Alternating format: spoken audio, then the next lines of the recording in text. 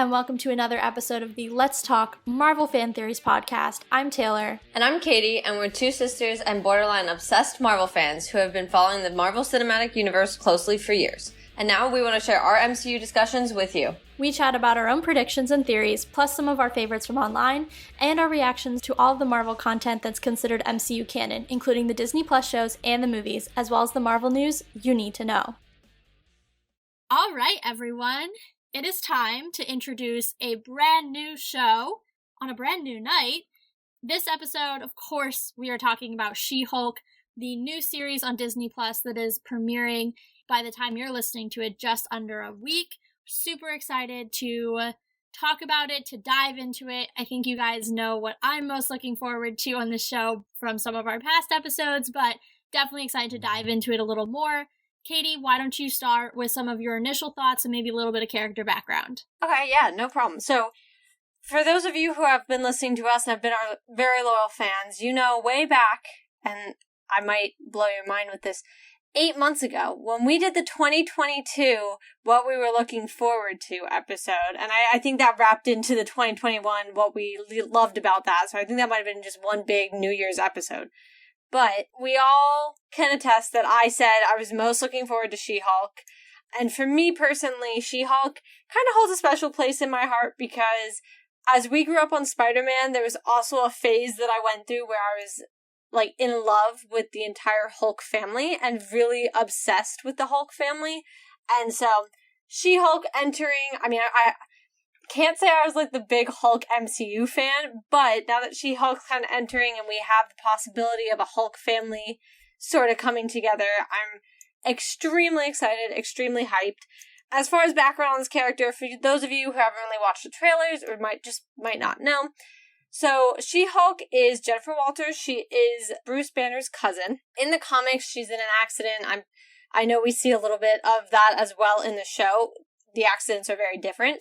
But in the comics, she has a blood transfusion after this accident, and of course, her cousin is the one who does it, and in the process, he gives her some of his, Hulk genes.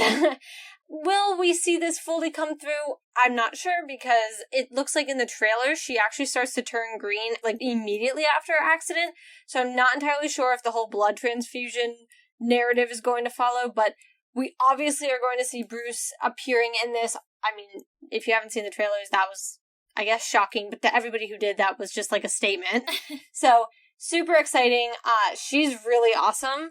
So I'm just extremely, I can't even, I don't have another word but excited for this show. I can't wait. Yeah, I think it's going to be super fun. I am enamored by the tone of it for sure. Like, I just think it's going to be so energetic and fun and honestly very relatable in a way that, I thought we talked a lot about Kamala being relatable, and that's true because of her fandom, but I think for me especially, Jennifer and She-Hulk is very relatable, just kind of the stage she's in life, she's only probably a few years older than me, so I kind of relate to her in that way, and that's very exciting. I think she's just going to be such a super fun character. She's involved with a lot of different groups in the comics, Fantastic Four, the Defenders, the Avengers, and a couple others as well. So she has a really interesting history and a lot of really fun connections with characters that are both on the board and coming. So I'm going to be really excited to see, who she interacts with later down the road, because I think she has the potential to interact with quite a few different characters, which is really awesome. But I did want to circle back quickly to something that you mentioned, which was the accident that kind of takes her from just Jen to She-Hulk. In the comics, we obviously know that there's like a blood transfusion between her and Bruce, and that's what that's what does it for her, gives her kind of that gamma radiation within her that obviously we know Bruce has. It helps him turn into the Hulk. But in the show, it looks like they're in an accident together and she's exposed to his blood. So it's kind of a blood transfusion, but not in the like medical clinical sense. It's more of like, oh crap, you bled on me and now I'm turning green. So definitely an interesting little twist on it. But I think it's going to be interesting, and I'm excited to see their dynamic unfold more too. Oh, 100%. And going off of that, to also give a little bit of further background on her, since we and I think it's going to be hard to not really compare her to Bruce, since he's really all we've known for how many years as the Hulk, and even when Mark wasn't playing him, the first Incredible Hulk, dare I bring it up, was 2008, and so, this has been a 14-year run for this character in the MCU, even if it wasn't always played by Mark Ruffalo, and so it's going to be hard to not compare them, but it is important to note, for those of you who maybe don't know much about her background in the comics, I want to bring this to the front.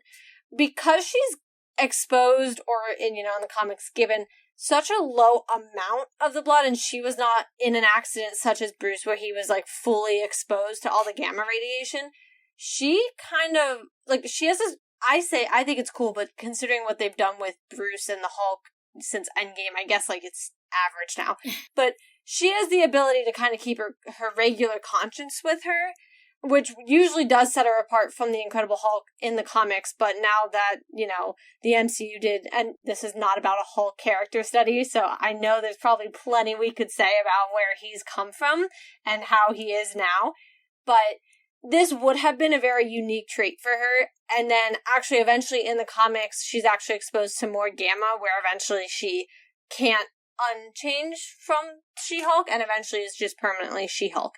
So I think that's pretty interesting. Like I said, though, it's really not anything new with what we've seen in the MCU, but normally this would differentiate the two of their characters a little bit more. Yeah, it's also interesting. I was doing a little bit of reading about her before we got on this call.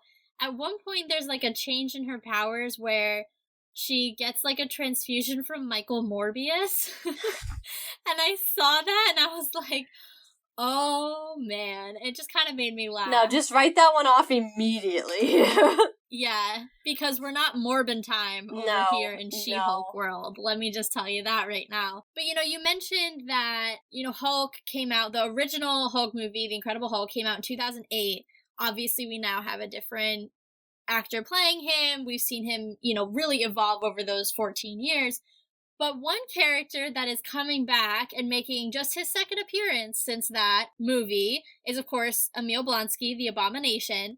So it'll be interesting to fill in some of the blanks. We spent a whole episode talking about some of the characters that were making a reappearance when he had that little cameo in Shang-Chi, and we were trying to figure out, where is he coming from? What's he been up to? It's been a really long time. They're already in 2023, so for them it's already been 15 years. So that's even, or at least that's what we think Shang-Chi takes place. So it's been at least 15 years. That's a really long time. And I'm really excited to get those blanks filled in because, as you guys can probably guess, I don't like blanks, I don't like questions, and I don't like not knowing things. So I'm excited to get that background.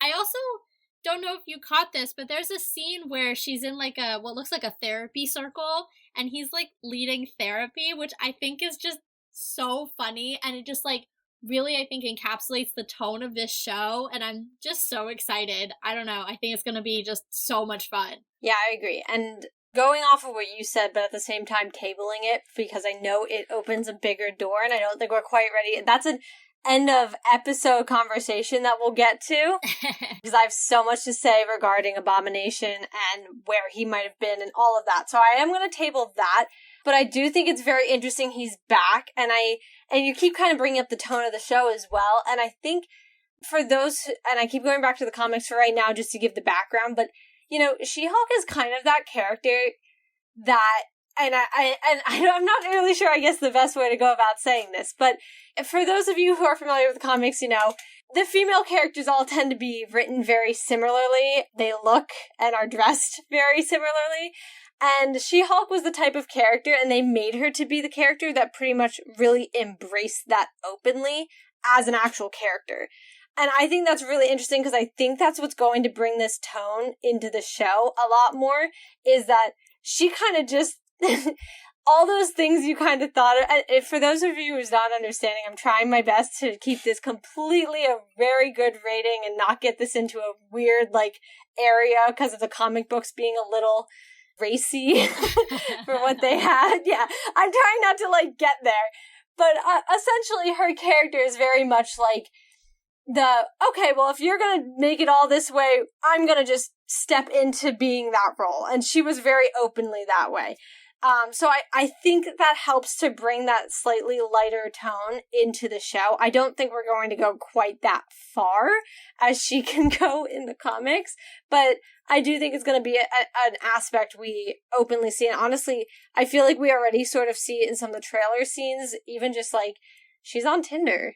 And then she's out here, like, carrying this man bridal style, like, after taking their fries home, you know? Like, there's definitely some innuendos going on there that definitely is bringing that lighter tone. So I think it'll be really interesting to see where this goes. And I'm just extremely in awe because we've gotten so many different types of shows.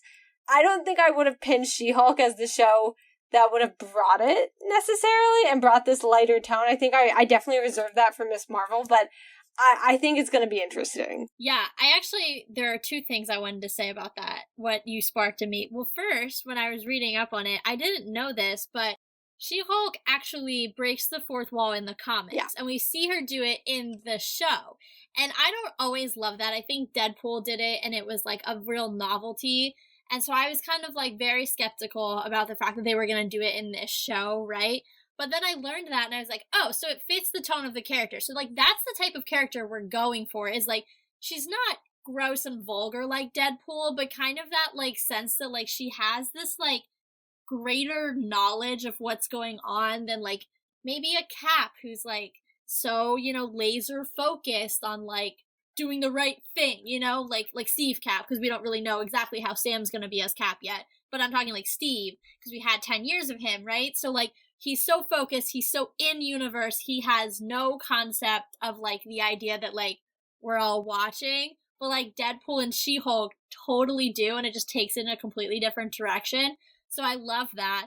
The other thing I was gonna say is I think what you were saying about her being on Tinder and like all of those things, like that's part of what makes her like so relatable. Like to me, it's almost like watching it's like watching Friends but without the guys almost. Like it's like, what are you doing as a late 20s, early 30 something person in New York? And like that type of show that's like a sitcom, or like How I Met Your Mother, like those types of shows, like it almost has that kind of vibe to me, because it's like that's kind of her life, like getting totally screwed up, and like you see her living that life and trying to like strike a balance with like her newfound superheroism, but like not in a way that's like so serious and like I have to be a superhero now. She's like, what is happening? What is my life? And like just that kind of whole explosion of like her not having it together, I think is like such an interesting tone that I'm like I said, I'm very excited for this. I think it's going to be so fun and relatable. And honestly, so I really want to go off of what you were saying about that fourth wall breaking.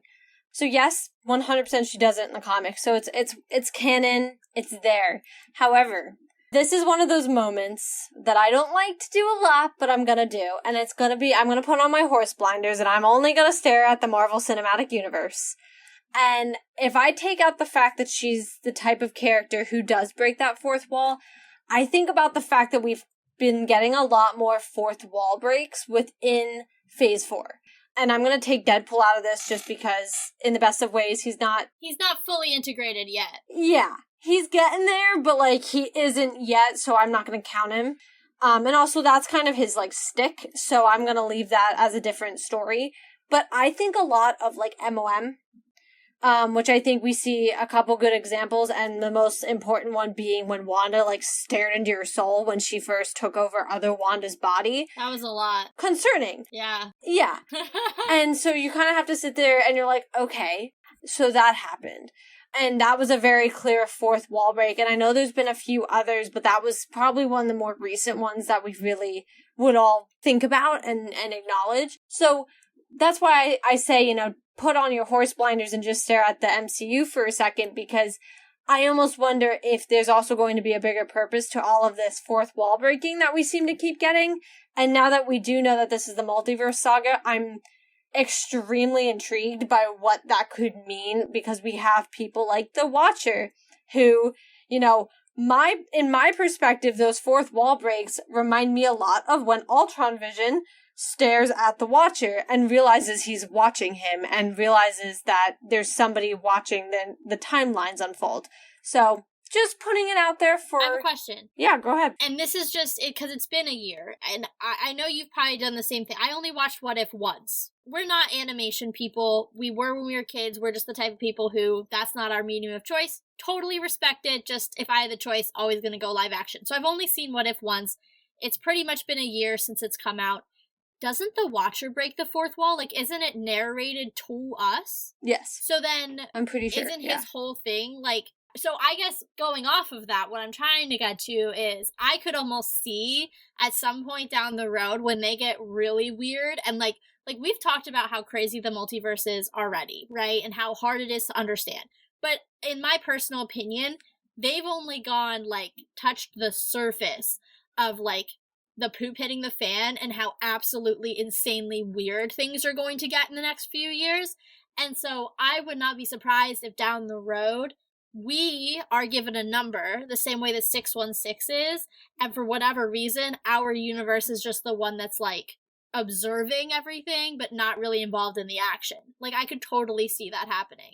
And for whatever reason, She-Hulk and Jennifer Walters is aware that this other universe is observing, the same way that a Deadpool, when he comes in, is going to be aware, the same way that the Watcher was, the same way that Wanda was.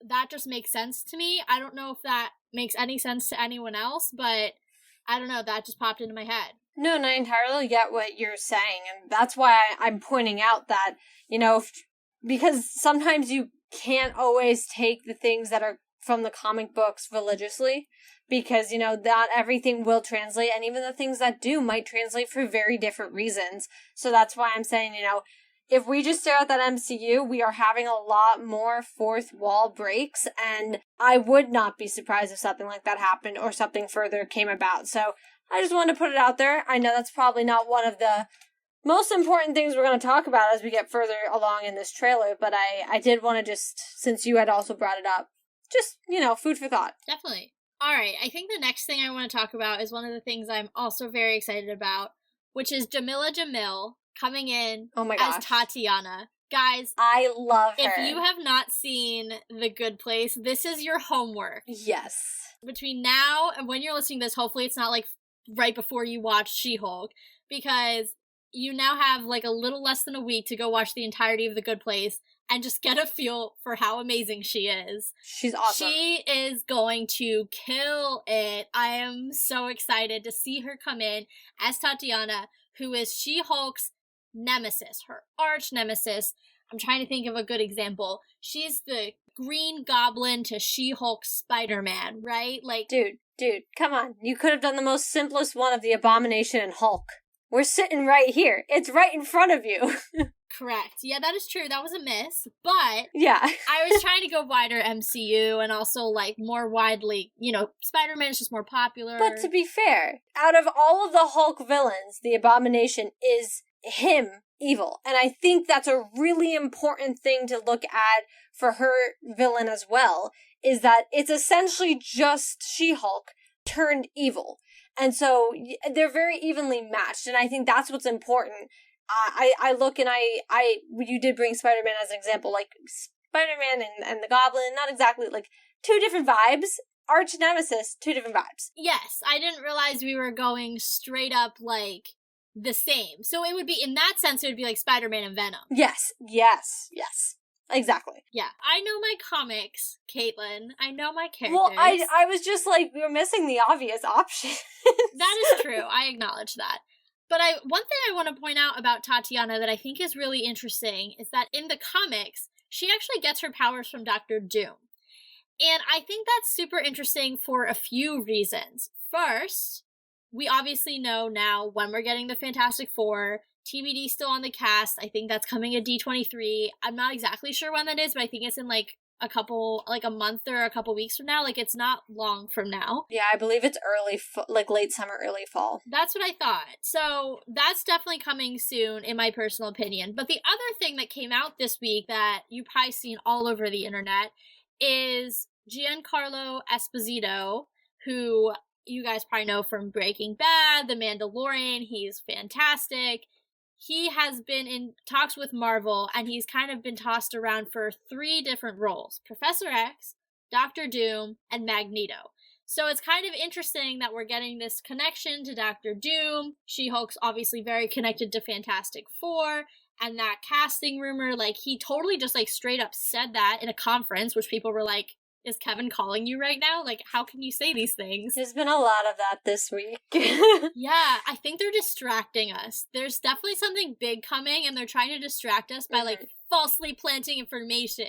Kevin's strategic in that way. Because it's not even, like, falsely. Like, it's probably all, like, 100% true, but they're sitting there and they're like, we'll give you the little tidbits because we're gonna slam you in the face with something massive. Yeah. Like, didn't they do that with Spider-Man when they gave us the villains, but they, like, didn't give us... It's, like, the same thing. They were like, oh, here's the villains from the other universes, but we're not gonna tell you that Daredevil's coming, and we're not... Which, by the way, is gonna be a whole section, guys. Don't you worry. But... Daredevil's coming, and the actual Spider-Men are coming. Like, we all knew they were coming, but, like, well, that's Daredevil, that was pretty awesome, but, you know, we'll give you the small stuff so that you're, you know, excited, but we're not going to give you the big stuff. Yeah. So, yeah, more to come on that, but I just want to point that out, because I think it's interesting, you know, all these ties. Like I said, she is so connected in the comics to so many characters that, you know, she could really, and I'm sure we'll talk about, you know, as the show progresses, where we think she'll go after this, but she could really go in any number of directions, and I think that's what makes her such a complex and interesting character to kind of nail down direction-wise, and just in general. Yeah, no, 100%. And as for Tatiana, I'm intrigued because we got very little of her in the trailer, which, okay, that's not, like, the weirdest thing necessarily, but for her to be... and I'm going to put this in air quotes, the main villain of the show, and I guess shaking out the show's probably just about as long as the rest of them, but it is the 9 episodes, about 30-minute sequence that we got more with WandaVision. I forgot about that. Yeah, which is super exciting because, you know, we haven't really broken that sequence since the very first show that ever came out. So I'm really looking forward to that. But I'm a little intrigued because I also think that we really only got Tatiana in the last trailer that's been released, if I remember. I think she was in 2, because I think we see her kind of in the courtroom, so it's the same footage twice. But you can't, like, tell she's the like, if you don't know she's the villain, you don't know it until this last trailer where she smashes through the wall. Right, and then someone's like, do your thing! Okay, yeah, that's what I thought. So I'm a little intrigued by that one, just because I do feel like, to a degree, you know, we kind of have an idea sometimes of where we're going, and, you know, especially if the villain is confirmed, we actually see quite a bit of them. So I'm a little thrown off by the lack of, you know, villain, and a lot of, like, not that I'm against it, but we definitely, the first, like, 1 or 2 episodes is all going to be her and Hulk together, and you can tell we got a ton of that in the trailer. Yeah, well, they're doing the thing that they did with, I mean, I remember especially with Falcon and the Winter Soldier. At the time, we didn't have a podcast, so I had to get all my Marvel content from listening to another podcast. But the blog is there. That is true. But I remember distinctly them talking about, as we were coming into episode 4 or 5, that we had seen all of the footage in the trailers already. So I think they're gonna, you know, and they've done that for other shows as well. I forget which one. I think was Moon really... Knight. Yeah, that's the one. Yeah, I think, because I remember us talking about that. Yeah, we were like, episode 2, we've seen all the footage in the trailers. Like, oh no. Yeah.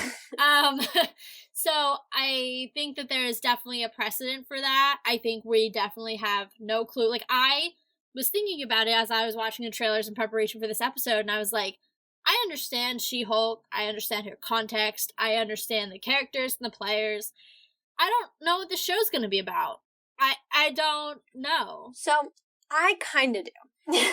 Go for it, because I'm lost. So, obviously, we're gonna see her become the Hulk very quickly, or the She-Hulk very quickly. Like, that's not gonna be something that... it's not gonna be Falcon and Winter Soldier style, where we have to wait until episode 6 to see them suit up. No. We're obviously gonna see her as She-Hulk throughout most of the series. She's a lawyer. Her law firm is deciding to take on villain cases. Or not villain cases, super being cases. But it happens to be that one of the cases... I have a point I want to make about the super beings, and I'm just going to put it out there so that one of us remembers to talk about it later. But go on. Okay. But it happens to be Abomination. Okay. We'll get there. Like I said, I also have some thoughts about that facility. So we'll get there. But I think at the end of the day, I mean, she's going, like, we have to almost take it as obvious as it actually is where she will sit there and her whole thing for, I think, most of the show, and her biggest battle is that she doesn't want to be a superhero. And I think her growth point throughout the series is realizing that she has the ability and needs to use it for good. She thinks her ability to use for good is being a lawyer. But I think she's going to have to come face to face with those two storylines in her life and have to interweave them in a manner that allows her to be a superhero, but also a super awesome lawyer at the same time. And that is what the show is about. I love it because here's what I'm going to say. I've been teasing this and how we're going to talk about it, so I'm just going to plug right into it because it's the perfect segue. You guys know I am bouncing off the walls for Daredevil. Just as an update on my journey in the Defenders universe, as you know, I've been working my way through them. I just finished the Defenders last night. Guys, I don't know why people hated that show or had whatever negative things they had to say about it. I freaking loved it. Anyway, I say all this to say, you guys know I'm super, super, super excited for Daredevil to make his reappearance. I know a lot of people are freaking out about the costume because it's the yellow and red costume. I personally don't like that one, but whatever. Not my bone to pick right now. But what you were saying about the lawyer, that's kind of a lot of what Matt's whole thing is, and especially the first two seasons. I say that because I haven't watched the third one yet. It's next on my list.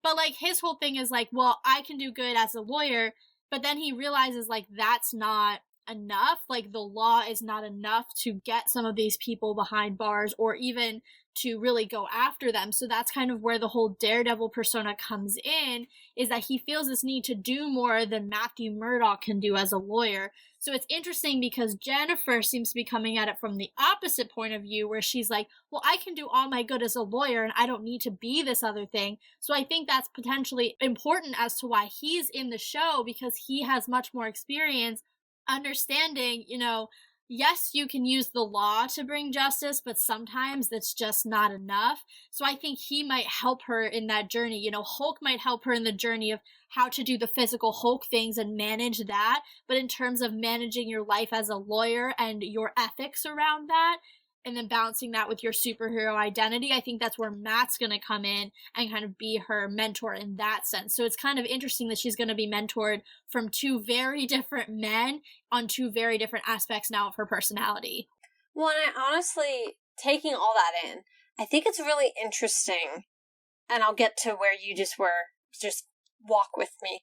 I think it's kind of interesting that when we first, the only time we see him in the trailer, he's fully suited. Oh, yeah. And it looks like they're on a rooftop. Could be wrong. Kind of feels like Yelena style from Hawkeye. Definitely rooftopy. It's very Daredevil in the show vibes. Yeah, so I'm a little intrigued by that because I kind of thought when we were, prior to having, you know, full confirmation, but maybe a lot of rumors flying, I did kind of think he'd come at her from the lawyer side. Since, I mean, that's that very obvious connection between the two of them. I thought it would be a very interesting thing if he ended up being, you know, considering one of her clients is Abomination, he could very well be the lawyer against her. Well, they're both defense attorneys, so that probably wouldn't work. Are they? Yeah. Well, okay. I did not know that. But regardless, I mean, but I could see that have been an interesting way to have brought him in, where you just, like, pan over and it's like, boom, there's the lawyer that's against her is, you know, Matt Murdock. And he's kind of doing his whole, well, you know, I'm just a really good lawyer. Well, yeah, but him still kind of doing the whole, well, this is still a bad guy. And so if I can't win this from this, I'm going to win it from my other perspective. I could really see that kind of difference there. So I'm really interested in how the fact, or in the fact that, you know, her first run in that and I'm going to assume it is, with the way that, you know, that camera angle and everything, and the way it, like, yeah, I 100%, it's too Yelena from Hawkeye for me, that's going to be that moment where she meets him. And so, going off of then everything you said, I do see it now being from that other perspective of, you need to do more outside of the courtroom, because you're not going to be able to do all the justice you need to do from just the law. Yeah, it'll be so interesting. I'm also, you know, curious if we're going to get them interacting in the courtroom, like how that's going to work. Like, are we going to set the stage where she interacts with Matt, and then, you know, because she might be in, you know, operating in Hell's Kitchen, then she gets on, Daredevil's radar. And that kind of becomes how she meets, the two versions without understanding that it's the same man. And like, I would assume, based on the theory I just espoused like 2 minutes ago, that he's going to have to divulge his identity to her. However, having seen the show, Matt's very protective of that. Like, that is something that I literally can count on one hand the number of characters who know his identity, because he's so afraid of, the people around him being hurt. So it will be a big deal if she is brought kind of into that inner circle, because like I said, Matt is very, very choosy. So anyway, I'm just so excited for those interactions. And I know Tatiana M., who plays She-Hulk, has said, it's interesting to have Matt Murdock in this show because he's so, anybody who's seen Daredevil knows he's so serious. He's so, he has a purpose, and he's trudging towards his purpose. He's literally like My Glorious Purpose. Like, he's like the human version of Loki, but not haughty at all. He's just like so focused. And so for that very serious, very, principled man to then be in this show is definitely going to be like an interesting dichotomy that I'm super excited to see. Yeah, and honestly, I think my last thought on this before I move to and I think lately the best way to do these predictions is going character by character almost, and where we think they're going throughout the show. So before we move to the next character, I think my final straw really here with him is I almost wonder if this will open the door to have She-Hulk possibly in the Daredevil series at some point. I would love that. Yeah, and it's creating that connection both on a superhero level and the lawyer level, which I think almost nobody else can really do in the MCU. So I think that would be really interesting, and the doors are opening. Since I don't want to dance around him, and we brought him up a little bit, I want to get into Bruce. Yep. Because first off, he's one of the last OG6s left. You can't, not talk about him. We love Bruce. But also, so we've seen Thor and Lady Thor, or Mighty Thor. Sorry, I always call her Lady Thor, because I'm so used to seeing everybody call her that. We've had Hawkeye and Kate Bishop. And that's it. So now we have Hulk. Obviously they weren't together, but Iron Man and Riri. I'm trying to do the more obvious, transitions, sort of, that we've obviously seen. And Riri, first off, haven't seen her. Second, we're never going to see, well, unless it's AI Tony, we're never going to actually see our Tony. We haven't seen that transition. So that doesn't count yet. That's fine. Thank you. Anyway, I was like, that doesn't count. Let me live my life. So now we're seeing Hulk with She-Hulk. So I first want to bring up that, is this a transitional moment? Are we going to see our Bruce Banner stepping away, and we're getting She-Hulk? And I know this is some hot topics and a hot debate going on just in general with, Mighty Thor and Kate Bishop already in existence. Well, Mighty Thor's not really in existence anymore. Well, I guess when she was. Prior to us all watching Thor Love and Thunder and seeing the end of it, the talk and the debate was heightened again after Hawkeye of, are we getting these mantles being held or being turned over to, a new generation, or, there's also the debate about, well, they're all women now, which we don't need to get into. But my question just being is, we never got a definitive answer with Hawkeye. Thor is hanging on. Yeah. And so now it's where are we with Hulk? What do we expect from this? All right, I'm going to come at you with a fully formed prediction or thought on this, because it hit me when I was watching the trailers. My guy has himself a full-on cabana on a deserted island. That's low-key what he was trying to do at the end of Age of Ultron, right? But he ended up in Sakaar, so he kind of went a little out of his way, but that's kind of what he was trying to do.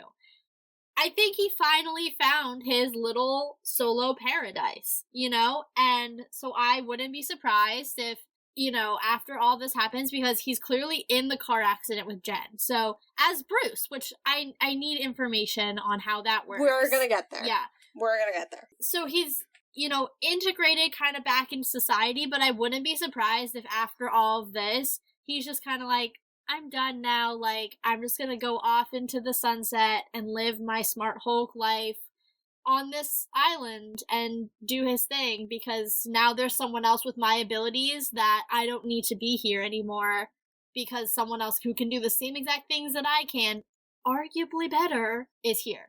So, I'm gonna completely counter that theory. I love it. I love it. Come at me.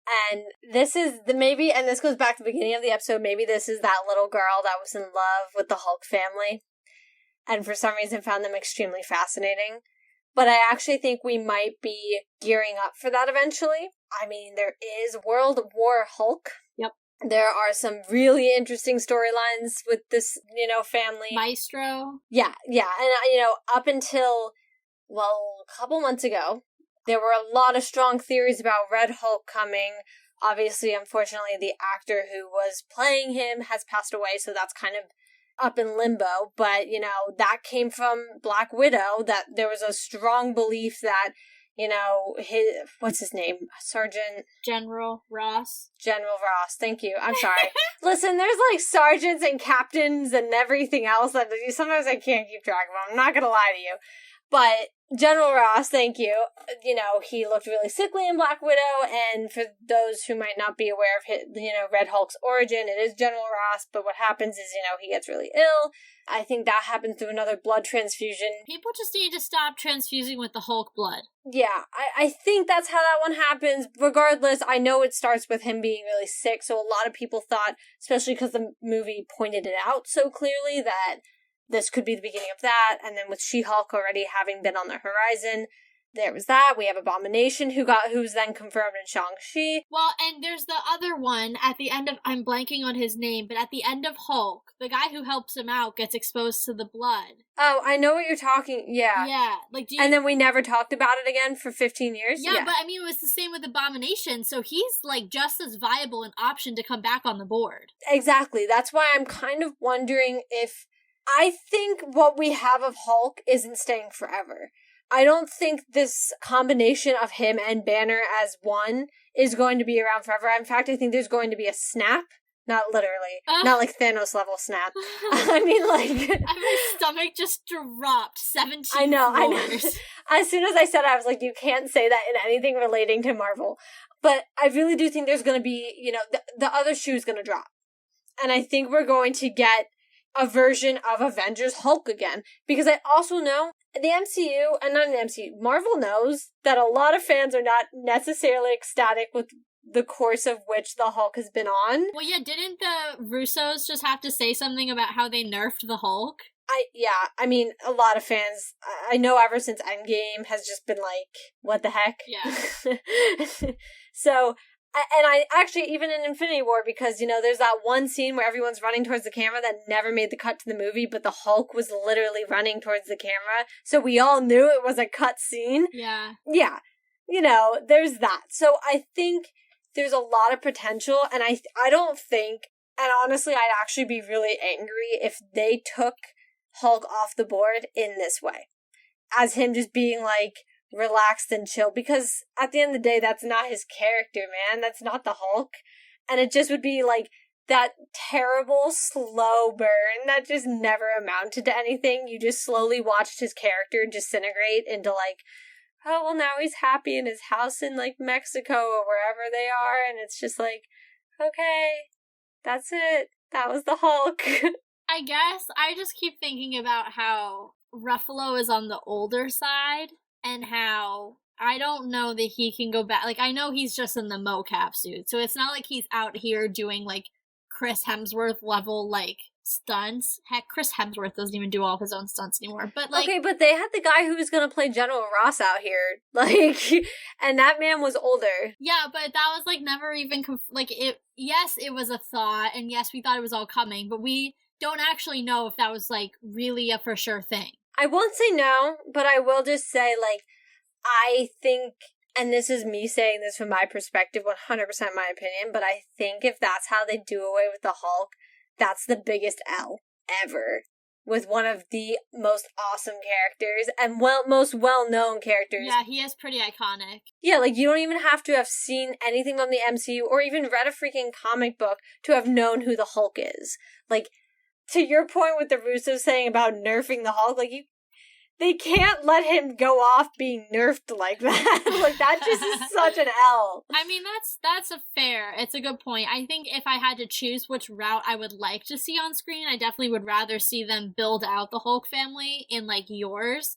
I was just like, it hit me when I was watching the trailers. I was like, they could literally just have him living in his cabana, drinking his large margaritas for the rest of his days. Like, there are worse ways to go. Other people have died slow, painful deaths. Have you seen Quicksilver?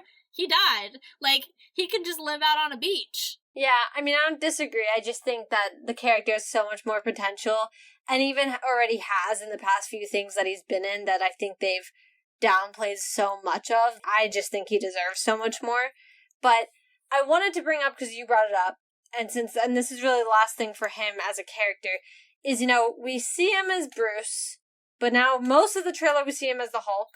Well, as like Smart Hulk. Hulk and Bruce. Yeah. And then, you know, back in Shang-Chi, we saw him as Bruce. With the arm sling. With the sling. Yes. So my only thought, and this is me just putting this out here, is... And not even because I feel like now the She-Hulk trailer just took this thought away from me, was that maybe he had to be human to heal properly and to be treated properly. Yeah, but when Tony was human, he just died. And, like, I understand it's, like, a different level of thing, but, like, I don't know how being in the weaker form is gonna help you. Yeah, but Hulk lived through the power surge, and then it was afterwards, if he was Bruce, he needs that to heal, versus I'm saying, like, Tony was always human. I get that. I guess I'm just wondering why being in the weaker form would help you heal. I mean, I'm just saying maybe it was easier to be treated. I don't know, because to be fair, the only time we saw him, other than, you know, a little bit in this trailer that was as Bruce, he was in Shang-Chi with the arm sling on. So, I don't know. I'm just throwing a theory out there that maybe it had something to do with that was how he had to be healed. I mean, the Hulk is the monstrous, you know, thing, and I'm not sure if maybe they could treat him properly and heal the burn as something that nobody else is familiar with. Versus as a human, I mean, I don't know. It's a theory. I'm throwing it out there. It doesn't help if he was in the car with Jennifer as Bruce. I don't know. Does he just every once in a while decide to be human again? I don't know. Yeah, I need answers. I hope this show gives us answers. You guys know how I feel about how important answers are. I need them. All of them. Preferably in the first episode. And speaking of answers, I'm going to move right into good old Wong. You know, he's everywhere. This is Wong's universe. And he has once again made an appearance, dropping the name of the Book of Ashanti. I was like, dang! I love that scene where she's like, I do everything by the book. And he's like, the Book of Ashanti. I just like and she's crying. like, no, U.S., like, the law of America. But I have so many things. For one, his name drop of that book makes me wonder if this was before MOM. Don't say that. No. Stop. I know. No, but I'm going to keep going. Because I don't think he would have name dropped that book because he knew it was destroyed. There was only one of them in the entire universe. Strange told him, obviously that was part of their plan to get that book, and it went haywire. He knew it was destroyed. So I kind of feel like he couldn't, like, I feel like this might have been, and I have another reason, which I'll get to when we talk more about Abomination and how all this show wraps into so many other things. But I think this was before MOM, right around Shang-Chi. That is when I think this show takes place. How do we know that Shang-Chi is before MOM? I'm just going with it. I'm not gonna lie, that one I just assume is. But I do think that his name dropping of that book means that it's before MOM, because I really don't think he would name drop the most important book in the universe that there's only one of if it was already, like, why would he say it? Like, she says, I do it by the book. Okay, well, you don't do it by the Book of Shanti anymore because it's destroyed. I mean, yes, but, like, here's my thing.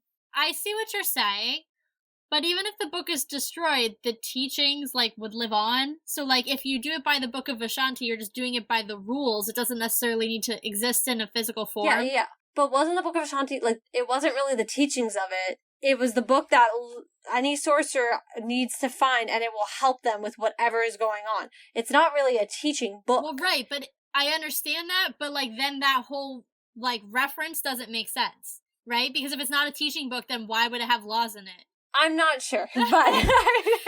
that's where I get confused. I mean, I get that. I just think it's really weird, in my opinion, that he dropped the name of the book that's been, like, that... Because, like, obviously everyone knew we would definitely perk up as soon as we heard it, but I truly think it's a little interesting that he drops that book so casually knowing it's been destroyed. I guess. I don't know. It's just a theory. It's just a thought. But I will put that out there. And I then want to bring up, why is Wong here? Well, because he's with Abomination. Which I want to get to in a second. So I don't, but that has to do with why I think this is why I think all of this happens prior to MOM, because I think I think we need to look at this show in relation to Shang-Chi. Correct, but here's the other thing. And now I know that Wong voiceovers don't mean much because they don't always end up in the actual content, but he does say our universe is at the edge of a precipice. I'm sorry, but I don't really think we were at the edge of a precipice before Wanda. I'm going to take that with a grain of salt because, to your point, for one, we had a really important Wong voiceover the first time and it never made the cut to the film. So, and you banked 17 theories off of that and it never happened. Which is logic. Like, what am I supposed to do? Be like, I have to just take everything he says as a lie? No, that's fair. But now I want to learn from that lesson, and I'm going to backtrack and say we can't assume that. And second, though, that almost still makes my question stronger. If he's telling Jennifer Walters this, let's just say he is, because, I mean, she's the main character, I'm going to assume that. Why? Like, what? Because in my... And I think we've done this before. We break all these characters down about 3 different levels. You've got your street level, you've got your cosmic people, and then you've got your magical people. And I think that's the best way to kind of, and by cosmic, I also mean space, so the Guardians would be up in that realm. And I think that's the best way to really break them down. And in my opinion, I look at She-Hulk as a very street-level sort of person, because I think that's kind of where Hulk's always been too. And obviously Wong is that magical part. So I'm kind of intrigued on where her involvement would be in this whole... The universe is on the precipice, when I don't really see what they're mixing. Yeah. I see your confusion. I'm going to raise a few points from the comics. I don't know if they make sense, or if we're going to see them. No, I mean, they make sense. I just don't know if they're going to, really impact anything in this show. One of her best friends / the way I read it, potentially a romantic partner of hers, is a Skrull. Okay. So that kind of ties her in cosmically. Which isn't the question. I need to understand the magical.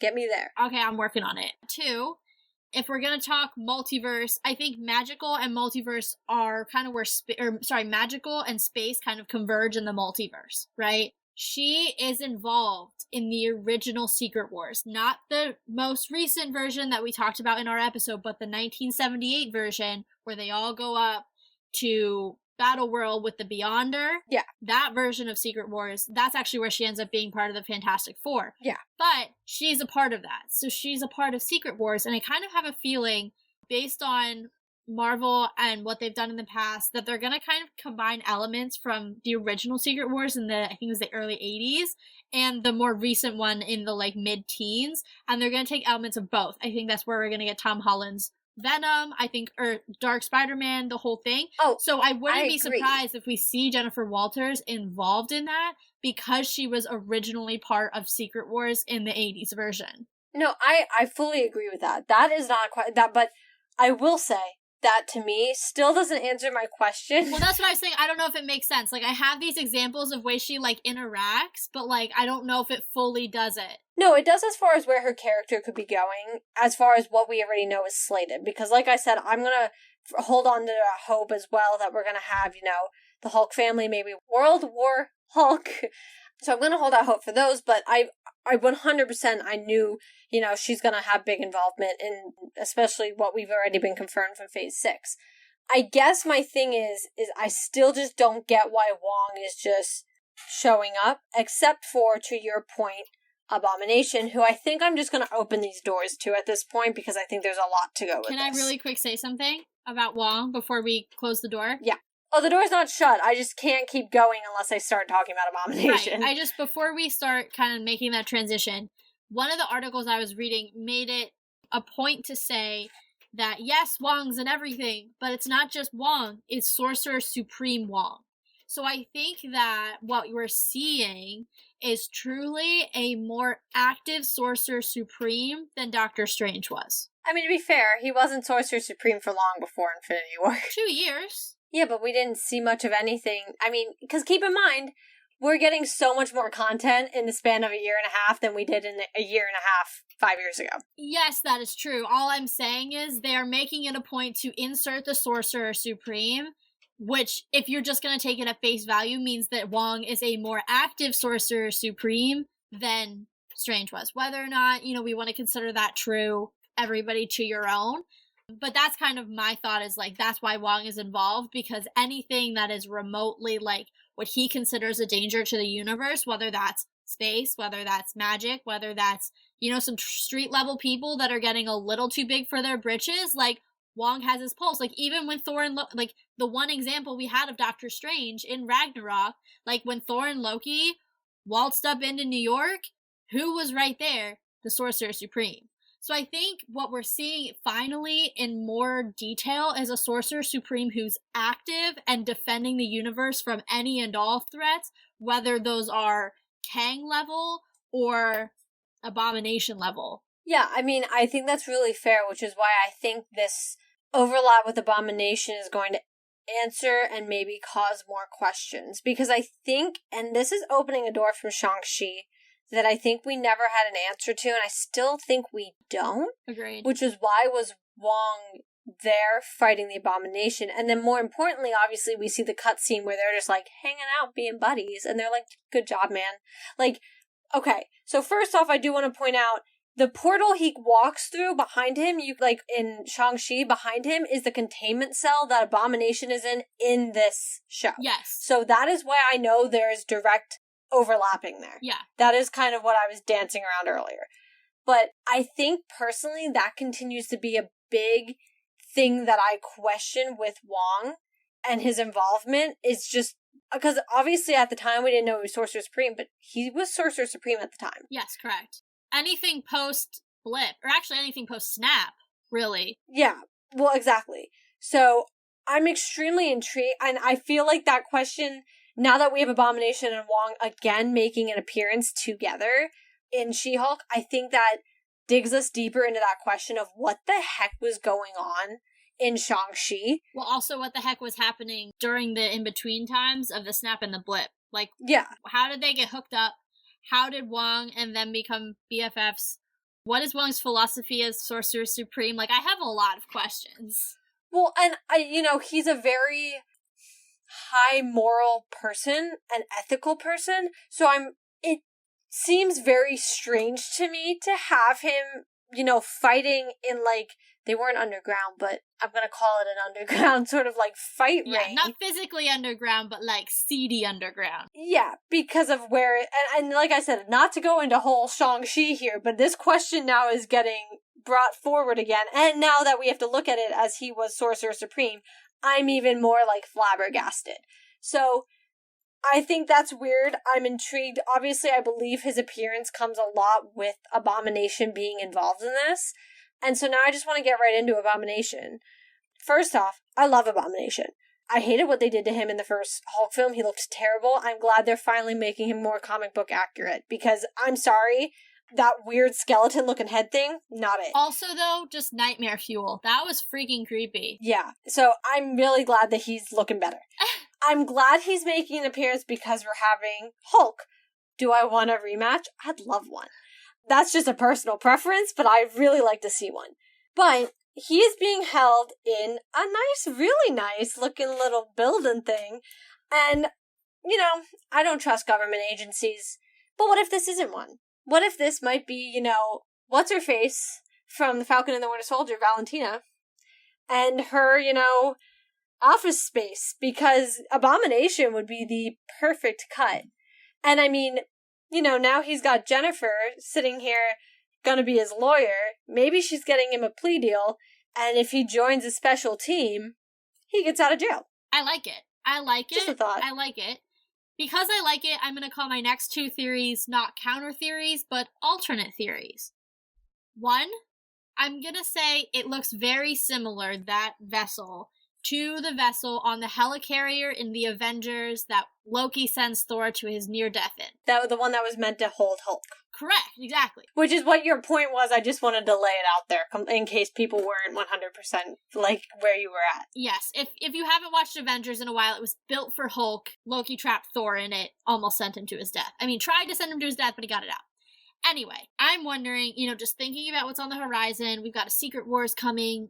Agents of S.H.I.E.L.D. continues to be up in the air as to how integrated it is into the MCU in its current form. Is there a secret S.H.I.E.L.D. still operating with Nick Fury? Real questions. That's option number 1. Okay. I did think of S.H.I.E.L.D. when I first saw it, so I won't say I didn't. Right? Because of the helicarrier. I actually have 3 options now that I think about it. Option number 2, our good friends, the Department of Damage Control. It seems like somebody they'd want. Option number 3 is that he's in his own little cell on the raft. Because I am telling you right now, the raft is important. The raft will be important. John Walker becomes the warden at some point. Like, there's just some things that I don't think the raft is done yet, and I think this could be a really good way, not to make it an important focal point, but just to be like, hey guys, this thing still exists. Okay, I like all those, and I think they're fair. And I'm just going to defend my theory I mean, I really like your theory. I just think there are some alternate thoughts out there. No, and I think that's fair. I just want to, because you kind of loosened something for me while you were talking about all that, so I just wanted to, because I don't think I said it when I was also talking about mine. I also just want to highlight the reason I'm saying all of this is because, obviously, for those of you who have been watching about, San Diego Comic-Con, we have been confirmed to have a Thunderbolts film. And, the Thunderbolts are they're all pretty much anti-heroes, and a lot of these types of heroes tend to be the more evil version, and I hate saying it that way, but it's the best way to say it, the more evil version of someone we already have. U.S. Agent is Captain America. Yelena would be your Black Widow. Your Abomination would be your Hulk. And that is kind of why I was saying this. The only one, as far as your theory, that I have an issue with is the Department of Damage Control. And that is for 2 reasons. One, if you, look at the guys' hats, because it's the next film after, or next take after, it doesn't look like their crest. Okay, that's fair. That is one, I'll say. And 2, because I did think of them, because when you see the guys with the guns, at first I was like, oh, it's the Department of Damage Control. But then when if you look at those guns, they look like those sound guns, kind of, that they used on Hulk in the first film, just like baby. Oh. Yeah, they have the same shape, which someone pointed out on Twitter, and I don't remember who it is, so I'm so sorry, but I did see them put a side by side, and I was like, interesting. So I think it's more governmental, or somewhere in that's not DODC. I also think we just saw them, and I just feel like the cousin of Bruce Banner is a little too far out of their realm for a hero for them to be. Hey, they went after Spider-Man. Yeah, but to be fair, he was also being, totally framed for murder at the time, so I could kind of get. I also have some theories, though, that I've been running with that, where most of the heroes they've been coming after are extremely young. I don't think they're going to come after a hero who's literally a lawyer. That's fair. Yeah, so, I will maybe debunk that theory a little bit. I don't think we're going to see them this time around, but I do like your other 2 a lot. Cool. I have one last thing I want to bring up, because there's something you guys know if you listen to any of our episodes about Ms. Marvel that I refuse to get off. It's a theory, and I just need to talk about it and bring it up, and you can debunk it, but I need to say it. I need to get it on tape. Oh gosh, okay. You talked about how the reason that Jen has this new job is because they are doing a special division for super beings. And they show this little cutscene, or montage really, of all of these super people. Where did all of these super people come from? If I had to take a wild guess, I'm gonna call Terrigen and Inhumans. And I know that the whole thing with Ms. Marvel being a mutant, I've come to terms with it. I'm not denying it. I know I felt some kind of way after the series finale. I've made that known. It is what it is. In the comics now, it's been explained that that's what she was always supposed to be. I'm using that as a justification for my own coming to terms with it. But I do want to point out that just because you have mutants does not exclude Inhumans from any storyline whatsoever, evidenced by Black Bolt being in MOM. Is there some, and you know, you still have the Kree as major players. We have the Marvels coming out next summer. So they're still very much on the board. The Kree are the center of everything's Genesis and Terrigen. Was there some sort of small Terrigenetic experience that some people had? I don't know. I'm just putting it out there. So I'm not going to debunk it. I won't debunk it. I will just throw out maybe a counterpoint to it. Go for it. Which is just that besides what's left of the OG6 or their mantles, because that pretty much covers about 3/4 of everything we've already seen, including other Avengers. So that would be our Wanda, our Vision. I'll count Bucky in on that because I can. Shang-Chi, technically, sort of. He's an origin. I don't want to. Oh. He would be the 1/4 of like new blood that we're fully pulling in. Gotcha. That isn't fully tied yet into everything else. So far, a lot of Phase 4 has been still very much tied to our old heroes. Keeping that in mind, we still have a 5-year gap. That's 5 years of random superheroes that can just have accidents just like all our heroes can and pop up. My thought process is it can just as easily be like I mean, literally there was one day that Peter just got bit by a spider and it happened to be radioactive and he popped up. He had good timing because he got pulled into a civil war with the Avengers.